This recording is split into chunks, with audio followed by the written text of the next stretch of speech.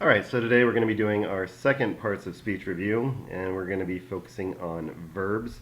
This is part one of two that we'll do with verbs because they tend to be complex, and they're also the most important part of a sentence as far as establishing what happens. So by the end of this lesson, you should be able to define what a verb is, identify it within a sentence, know what auxiliary verbs are and how they work in a sentence, identify a complete verb phrase, and you should be able to tell whether the verb is linking or action. And with that action verb, you should be able to tell if it is transitive or intransitive, which I'll get to a little bit later. So the technical definition of a verb is what gets done. It's a word used to express an action or a state of being. So that is what she thinks. Is a state of being. Thinking is an action. The lizard's breath stinks. And Trenton drowns his toy armyman and laughs. Those are both actions.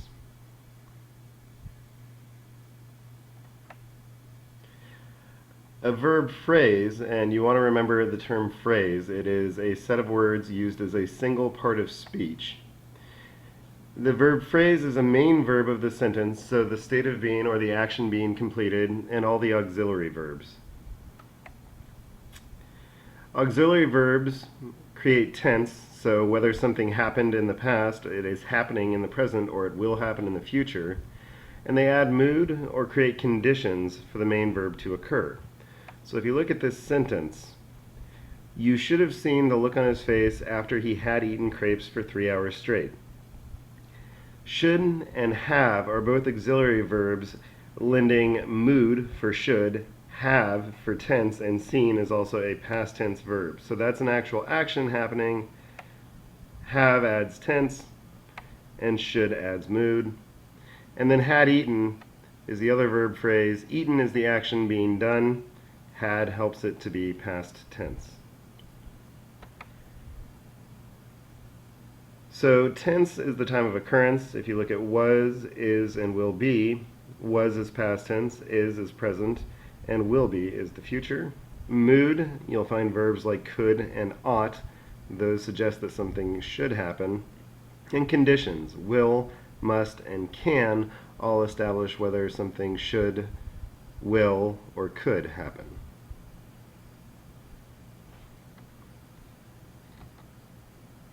So quick quiz. In these sentences, go ahead and try to figure out what the verb phrases are. I'll give you about 10 seconds, and then I'll start giving answers from the first one.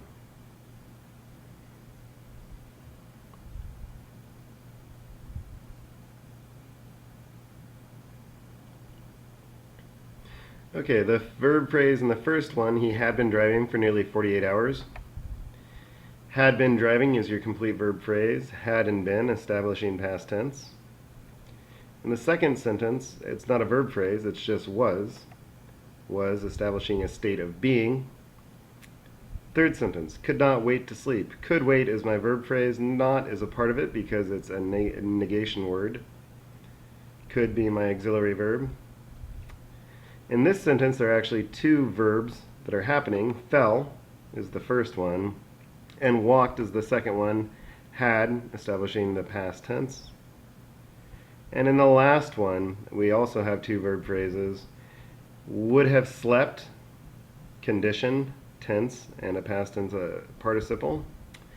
And then, if his parrot had not woken him, had and woken, should be waked actually, had waked or woken, whatever. Those are the complete verb phrase. Now, a linking verb essentially links two words together. The most common of these is the verb to be. If there's a noun after the verb, it's called the predicate nominative. If it's an adjective, it's called a predicate adjective. So to find a linking verb, you perform what I call the Yoda test. Yoda, you'll note in his language, it always flips the subject and the complement. So he would say, "A teacher are you?" So you are students. You equals students. If I do Yoda, flip those around, students are you. And in the second one, Big Macs taste good. Put it over there. So good taste Big Macs. I'm just saying that these things are equal, okay? So it's pretty much an equal sign.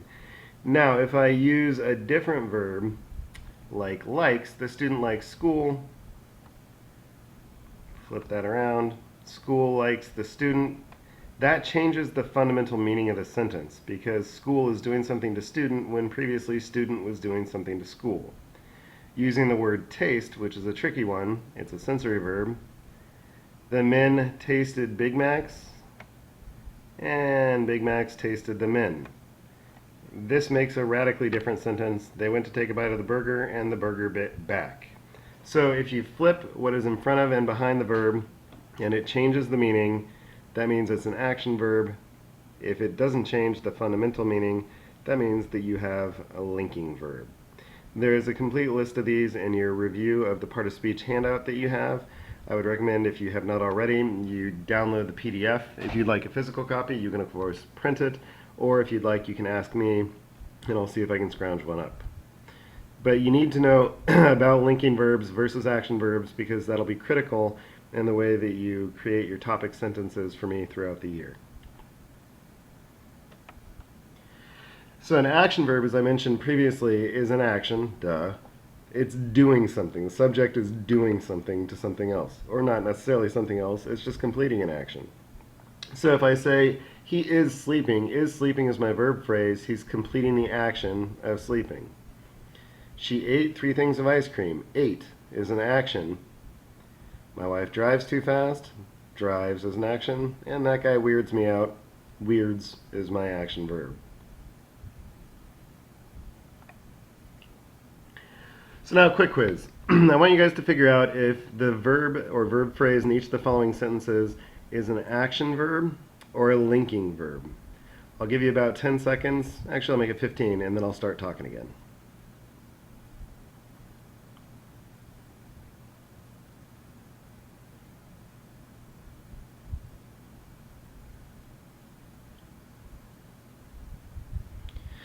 Okay, first sentence is a linking verb because he equals man. Second sentence, she saw the whole thing go down. She saw. Saw is an action. He rode his bike to work. Rode is an action. Cats have no sense of humor. Have is an action because the cats are possessing no sense of humor. This one's a little tricky. Iguanas seem funny looking. Seem, if you looked at the part of speech review handout, is actually a linking verb a lot of the time. In this case, I'm saying iguanas equal funny looking. He grows tomatoes is an action. If I say he grew old, that would be a linking verb because he equaled old. In this case, he is actually doing something to the tomatoes. I do not believe in aliens. Do not believe is my complete verb phrase, and that would be an action. And again down here, that batch of fries tasted funny. In this case, it is a linking verb because I'm saying batch equals funny. If I were to say that this was an action verb, that means that the batch of fries was actually tasting something in a funny manner, which is weird. And action verbs, finally, can be divided into 2 fundamental categories. I'll get into more detail next semester in subcategories, but the first one is transitive, which means they're doing an action to something. The thing receiving the action is called a direct object, which I abbreviate as DO, and they always have a direct object. They have to have something receiving the action. An intransitive verb is an action being completed, but it is not being done to something necessarily. So if you look at these 2 sentences right here, he ate all night long. Ate is an action in both of them. And the first one, all night long, is just describing how he ate. He's not eating anything though, so this is actually an intransitive verb. In the second one, he ate all of my spicy Cheetos. He ate all. All is my direct object. So that would be a transitive verb. And this one, as you can already see because it clicked wrong, she drives too fast. Too fast is how she drives. It's still an action though, so it's intransitive. And she drives a Toyota Echo. Drives is being done to the Toyota Echo. So that is my direct object.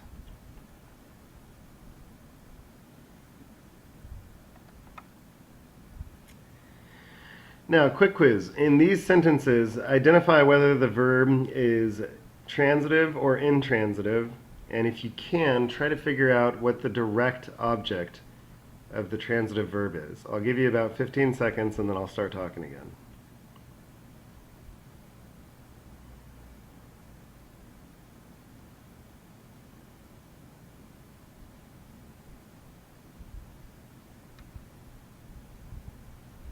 Okay, sentence number 1, Dirk walked his dingo to the corner store. Walked is transitive, dingo is the direct object because that's having the walking done to it. Second sentence, he tied it to a parking meter out front. Tied is also transitive because it is being done to it, which is the direct object.